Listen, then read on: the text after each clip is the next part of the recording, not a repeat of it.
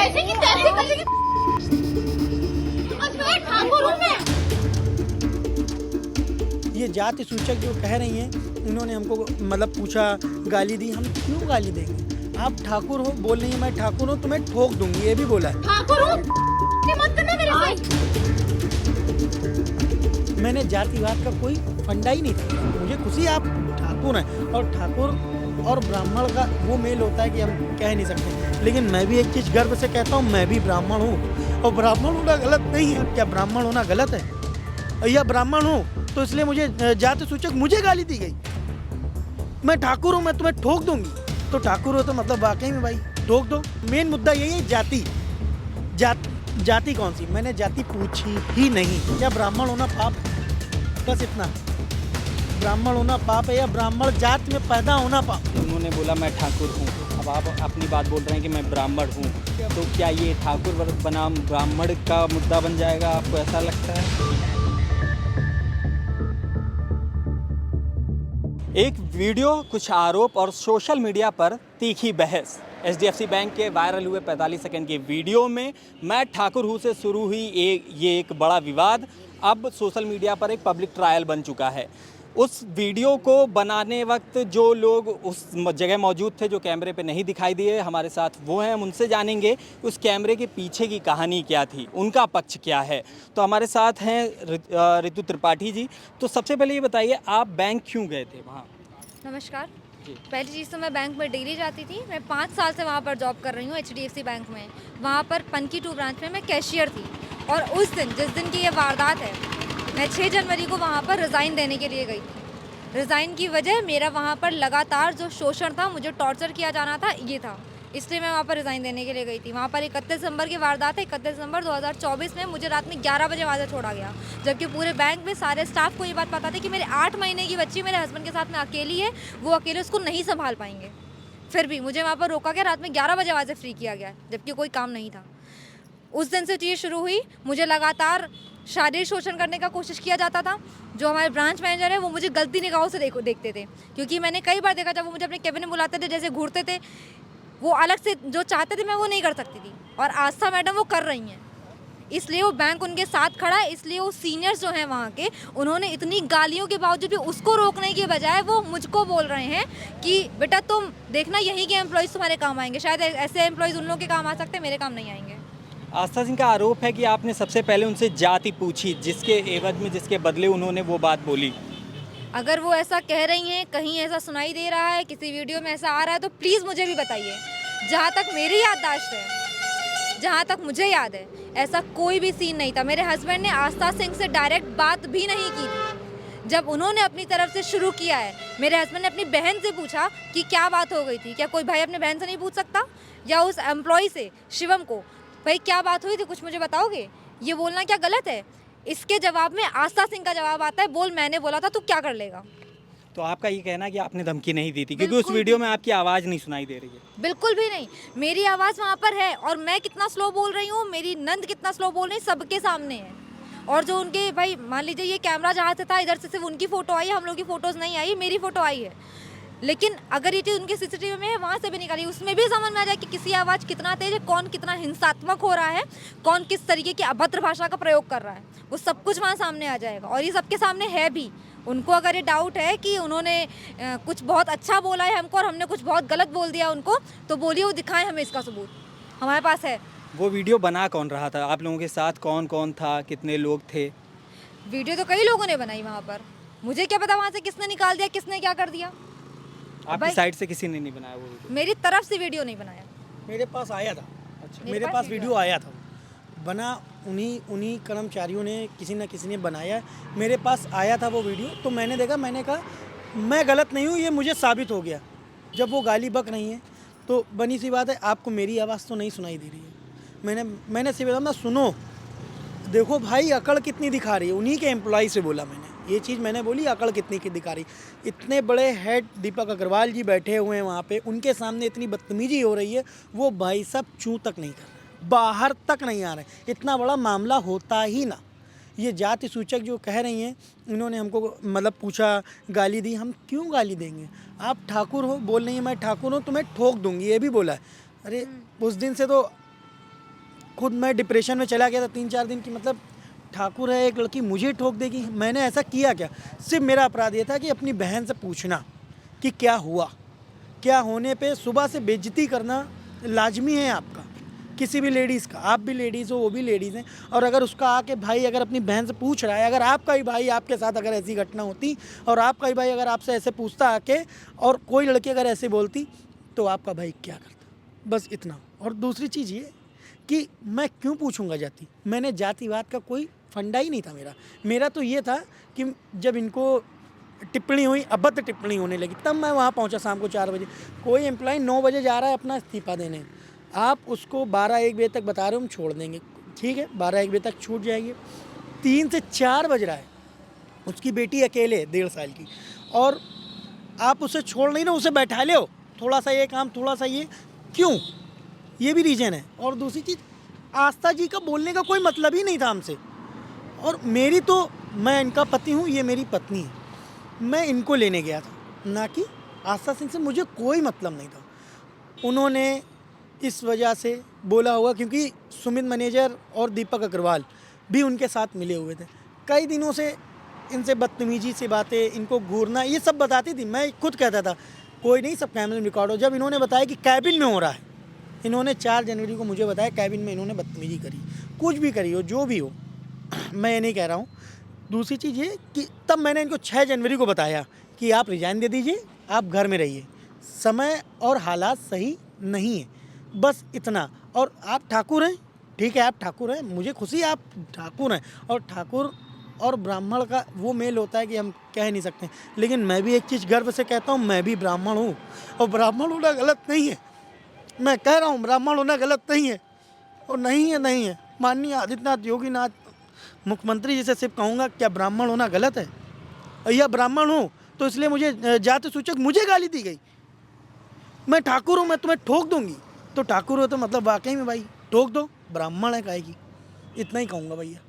Social media पर जो जाति को लेकर इस वीडियो के सामने आने के बाद एक बहस छिड़ गई है, उस पर क्या कहना चाहेंगे? एक्चुअली में देखिए, अब उन्होंने जो शब्द बोले, मैं ठाकुर हूँ, कुछ लोग ठाकुर हैं तो वो अपनी बात रख रहे हैं, ठीक है, बेटी सही, बेटी ने सही किया। अरे पूरी सच्चाई तो जानो, आधी अधूरी बात पे करनी सेना, वो सेना, जो भी अपनी सेना है भैया, कोई दिक्कत नहीं है। मैं किसी से नहीं करूँगा, मैं सच्चा आदमी हूँ। CCTV फुटेज निकलेगी, वो सच सामने आएगा। अगर मैंने जाति पूछी है तो मेन मुद्दा यही है, जाति कौन सी, मैंने जाति पूछी ही नहीं, और ये मेरा भगवान जानता, मैंने जाति नहीं पूछी। हमें जातिवाद का मुद्दा उठाना ही नहीं था। अगर हमें बोलना होता तो मैं भी बोल सकती हूँ, मैं ब्राह्मण हूँ, मुझे गर्व है इस बात पर। और ये कोई ऐसी जात नहीं है, कोई वैसी जात है कि मुझे इसके लिए दबना पड़े, कुछ इसके लिए छुपना पड़े। ये बताइए, आप सभी आपसे पूछ रहे हैं, क्या ब्राह्मण होना पाप है? बस इतना, ब्राह्मण होना पाप है या ब्राह्मण जात में पैदा होना पाप है? तो इन्होंने इतना धमकाया मुझे। आप बड़े भावुक नज़र आ रहे हैं, क्या किसी संगठन से आपको धमकी मिली या किसी समुदाय से? समुदाय की बात छोड़िए, इतना उसके सपोर्ट में इतने ठाकुर ये वो, अरे बात तो जानते। अगर मैं गलत होता, मैं गाली देता, तो आप इतने तेवर देख रहे हैं आप आस्था सिंह के, ये रुकती ना, ये तुरंत पुलिस में कंप्लेन जाके करती। मैं गलत था, आप करती। मैं क्यों रुका? क्योंकि मेरी वाइफ ने कहा बैंक से ही कुछ ना कुछ हो जाएगा। और मैं इतना बड़ा वो नहीं कहना चाहता हूँ इन्हें जेल भेजो, कुछ भी नहीं, इनका टर्मिनेशन हो जाए ये। और मुझे कोई इंटेंशन नहीं है कि आप क्या हो, मुझे बस इतना पता है कि मैं ब्राह्मण हूँ, और मैं ब्राह्मण होने पे गर्व करता हूँ, बस। आप जैसे उन्होंने बोला मैं ठाकुर हूँ, अब आप अपनी बात बोल रहे हैं कि मैं ब्राह्मण हूँ, तो क्या ये ठाकुर बनाम ब्राह्मण का मुद्दा बन जाएगा? आपको ऐसा लगता है? नहीं, बनना भी नहीं चाहिए, क्योंकि उन्होंने बोला, पूरी मीडिया ये कह रही ठाकुर है। और कई ऐसे ग्रुप हैं फेसबुक में, इंस्टाग्राम पे, कई ऐसे ग्रुप हैं जो आधी अधूरी बात चला रहे हैं मेरे नाम से। ऋषि त्रिपाठी वो गाली लिख के, तो ज़रूरी नहीं है भाई साहब कि एक पक्ष गलत हो, आप दोनों की बात देखिए। हाँ, मैंने ये कहा था कि देखो इनकी अकड़ कितनी है, आप दोनों पक्ष देखिए, उसके बाद कोई एक्शन लीजिए। घटना जनवरी की है, वीडियो वायरल फरवरी में हो रहा है, इस पर आस्था सिंह का कहना है कि ये वीडियो एक साजिश के तौर पर वायरल किया गया। इस पर आपका पक्ष क्या है? इसके लिए मैं बोलना चाहूँगी क्योंकि ये मैंने बोला था इनसे। अगर वीडियो वायरल हमें करवाना होता, ये सब चीज़ें हमें करनी होती तो हम उसी दिन कर देते। मेरी गलती थी कि मैंने बैंक पर भरोसा किया, मेरी गलती थी, मैंने बोला कि बैंक में अगर हर चीज़ की खबर होती है तो इसकी भी खबर होगी, वहाँ के सीनियर इसके बारे में कार्रवाई करेंगे, ये मैंने बोला था और ये मेरी गलती थी, मैं मान रही हूँ। मेरा बैंक पे 5 साल देना, मेरा उस पर भरोसा करना, ये गलत हो गया। वो वीडियो पूरा है, जबकि उनका ये कहना है कि इस वीडियो को आधा अधूरा पेश किया गया है। वीडियो तो जितना है वो उतना ही है, क्योंकि अगर उनको लग रहा है आधा अधूरा तो बाकी चीज़ सीसीटीवी में होंगी ना। अब कोई वहाँ खड़े होकर पूरे सुबह से शाम तक तो कोई वीडियो नहीं बना रहा होगा। और कितने लोग उनसे ऐसे बोल रहे हैं, मैडम को रानी लक्ष्मीबाई बनाने की ज़रूरत नहीं है। कोई औरत सरेआम किसी आदमी को गाली दे रही है बिना गलती के, उसको जान से मारने की धमकी दे रही है, अपने ठाकुर होने का रौब दिखा रही है, क्यों? और उसके बाद उसको लक्ष्मीबाई का दर्जा दिया जा रहा है। ये कौन सा समाज है, ये कौन सी मीडिया और ये कौन सा कानून है? ये ऐसा कैसे होता है? उन्होंने मेरे हस्बैंड को गलत बोला, उन्होंने मुझे गलत बोला, उन्होंने इन पर लैपटॉप ताना, उन्होंने इनको मारने की कोशिश की और सही अपने आप को बता रही। ताज्जुब है मुझे इस बात का कि कोई लड़की गाली देने के बाद भी खुद को सही बोल सकती है, जबकि इधर से ऐसा कुछ भी इनिशिएटिव नहीं किया गया। उनकी तरफ से जब ये इस तरह की घटनाएं आपको देखने को मिली तो आपने कोई पुलिस कंप्लेन या कोई भी कार्रवाई के लिए कोई पुख्ता कदम आगे बढ़ाया? बिल्कुल किया है। मैंने अपने हस्बैंड से एज अ कस्टमर, जो कि उन्होंने बोला है कि उनकी बहस किसी ग्राहक से नहीं, उनके ही साथ में काम कर रही एक लेडीज़ के हस्बैंड से हुई है, तो ऐसा नहीं है। ये मेरे हस्बैंड है, बिल्कुल है, पर इसके साथ ही वहाँ के कस्टमर भी हैं। अकाउंट नंबर अगर शो करना होगा तो मैं कर सकती हूँ।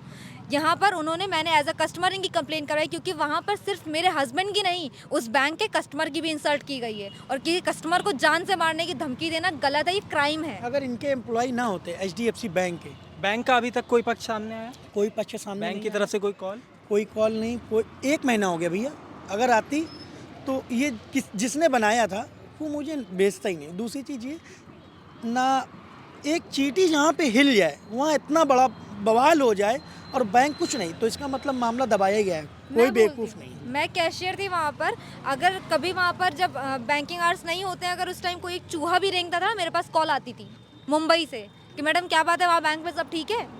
और उस जगह इतना बड़ा कांड हो गया और कहीं किसी को भनक तक नहीं लगी। वहाँ के सीनियर्स बैठे रहे, उन्होंने अपने एम्प्लॉय को चुप भी नहीं कराया कि तुम गलत बोल रही हो आस्था, तुम गलत बोल रही हो। ये है वहाँ की सीनियर्स की जो मिली भगत है इस चीज़ के लिए। वो हम ही से नहीं, एक स्टाफ है सचिन जी, उनसे भी बहस हो चुकी है कि मुझे मैम कहा करो। ये भी बातें चलती रहती थी, मुझे भी बात पता चली। हमने कहा ईगो, एटीट्यूड सब घर में रख के जॉब करी जाती है भैया। और मुझे नहीं लगता कि मैंने अपनी बहन से पूछा हो भैया मैंने गलती करी। मैं फिर कह रहा हूँ CCTV फुटेज निकालें, सच्चाई देखें और ऐसे किसी को भी इनिशिएट ना करें। निवेदन है आपसे, पूरी सच्चाई जानें। मैं ये नहीं कह रहा हूँ कि वो मतलब क्या कहें, मेरी कहने की कोई बात नहीं बची भैया। जो लेडीज सबके सामने सरेआम धमकी दे सकती जान से मारने की, कल को इन पर कोई और आरोप भी लगा सकती है।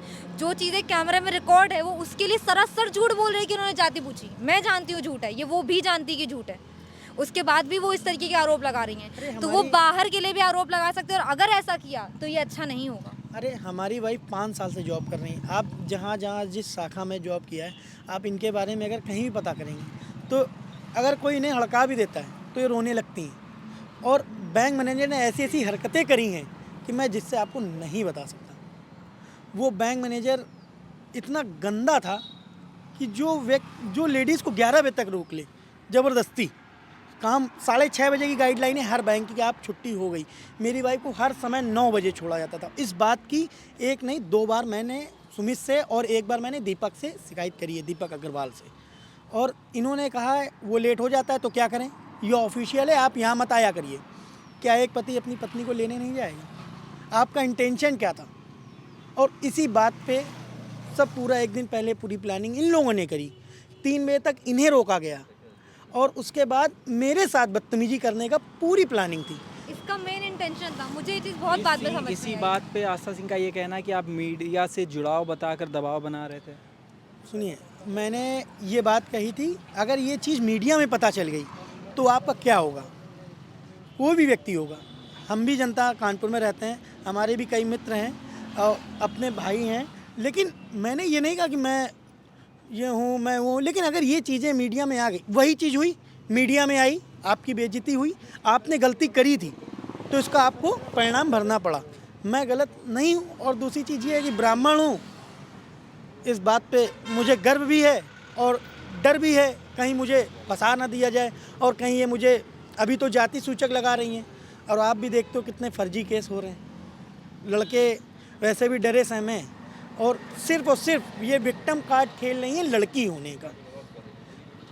वरना अगर कोई लड़की किसी लड़के को सामने से गाली देगी, सर आप भी एक मेल हो, अगर कोई लड़की सामने से गाली देगी, जब लड़के ने गाली नहीं दी उसके बाद भी, मैं भी लड़की हूँ, मैं लड़की को ह्यूमिलिएट नहीं करना चाहती हूँ, पर अगर कोई लड़की गाली देगी, लड़का कैसी कैसी गाली दे सकता है ये वो भी जानती है, आप भी जानते हो, मैं भी जानती हूँ, लेकिन उन्होंने नहीं किया। और अगर अगला बंदा आपके लड़की होने का और बैंक के अंदर खड़ा है, इस बात की अगर लिहाज रख रहा है तो आप उसको कमजोरी समझ रही हो।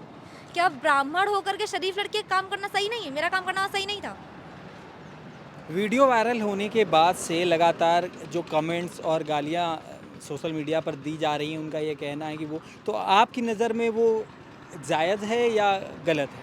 देखिए, पहली चीज़ तो जनता है, अपने कमेंट लिख सकती है, लेकिन एक तरफ का पक्ष सुन के आप किसी को भी गाली वगैरह नहीं दे सकते हैं, ये तो अन्याय है। मैं खुद कहूँगा, मेरी बहन है, लेकिन उन्होंने जो शब्द बोले ये तो आक्रोश है जनता का कि मैं भी हूँ, मेरे जैसे लाखों मतलब होंगे जिनका अकाउंट होल्डर होंगे, जिनका वहाँ खाता होगा।